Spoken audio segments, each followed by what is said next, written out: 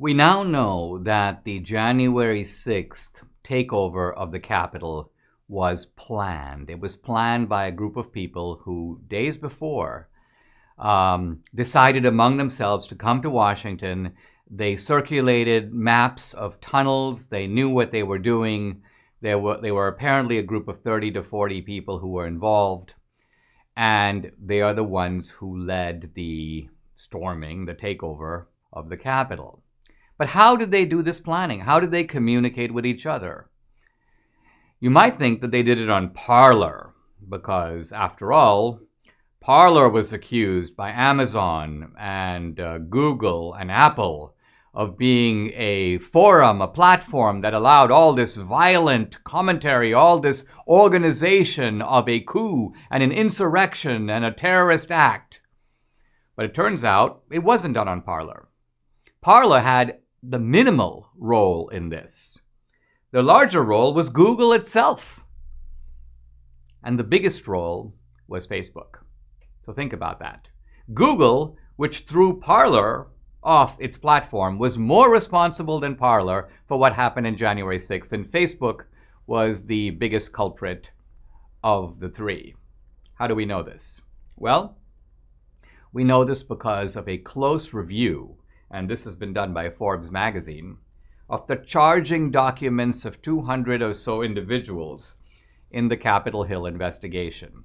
The nice thing about those documents is that they reflect the work of the FBI and other investigatory agencies about what communications actually occurred and where.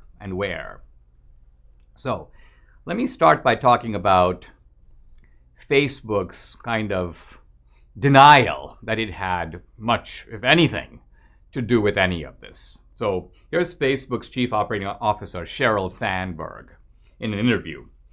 I think these events were largely organized on platforms that don't have our abilities to stop hate, don't have our standards, and don't have our transparency. That's Sheryl Sandberg in an interview with Reuters.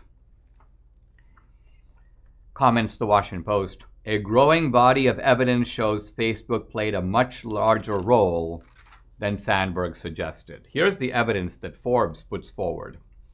Forbes reviewed data from the program on extremism at the George Washington University, which has collated a list of more than 200 charging documents. In total, the charging documents refer to 223 individuals. Of those documents, 73 reference Facebook. That's far more references than other social networks. YouTube was the second most referenced on 24. And then Forbes adds Parler, the app that pledged protection for free speech rights and garnered a large far-right user base, was mentioned in just 8. So, according to Forbes, I'm quoting again, it does indicate Facebook was the rioters' preferred platform. The Forbes writer goes, Insurgency scorecard, Facebook 97, Google 28, Parler 8. So all of this shows you, well, a couple of things.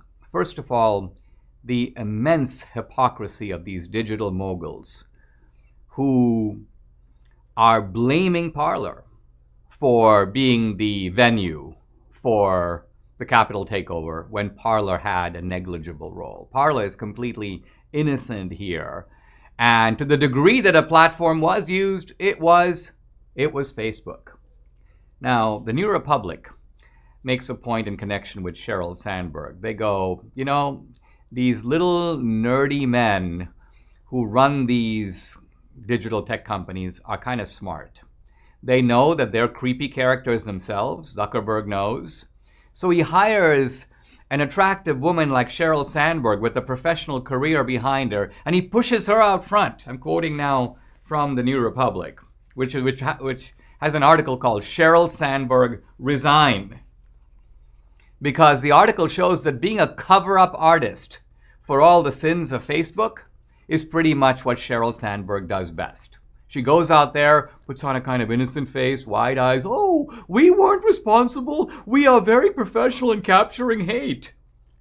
Sandberg's career has, for better or worse, leveraged her usefulness to men in attaining their ambitions for her own substantial wealth and influence.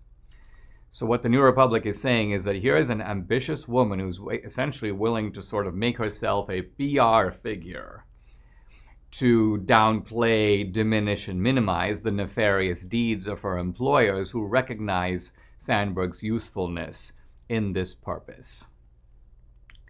Bottom line, social media is for people to communicate. In the end, I'm not even really blaming Facebook. I'm just exposing the hypocrisy of all these people who ride their mighty high horse and who coordinate vicious attacks on platforms like Parler when they themselves have been the primary venue for the organized takeover of the Capitol that occurred on January 6th.